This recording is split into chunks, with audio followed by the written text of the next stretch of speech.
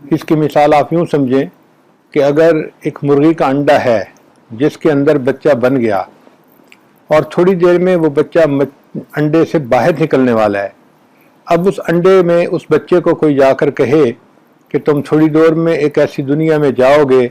جہاں 6 فٹ کا انسان ہوتا ہے اور 25-30 فٹ کے اونچے درخت ہوتے ہیں اور 50-50 منزلہ مکانات ہوتے ہیں، پہاڑ ہوتے ہیں، سمندر ہوتے ہیں، تو وہ مرغی کا بچہ یہ جواب دیتا ہے کہ اچھا میں دیکھتا ہوں یہ سب چیزیں کہاں ہیں۔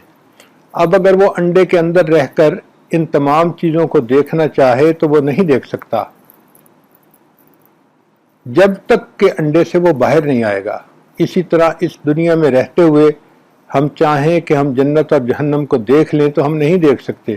لیکن جیسے ہی موت آئے گی ہم اپنی آنکھوں سے جنت اور جہنم کو دیکھ لیں گے۔ یہی تو وجہ تھی کہ فرعون جو خدائی کا دعویٰ کرتا تھا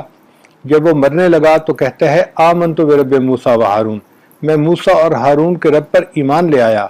فرشتے نے اسے کہا آلان، اب اٹس ٹو لیٹ، اب تیرے ایمان کا کوئی فائدہ نہیں۔ تو اس لیے ہمیں چاہیے کہ ہم نبی علیہ السلام کے فرمانے پر جو آپ نے بتلایا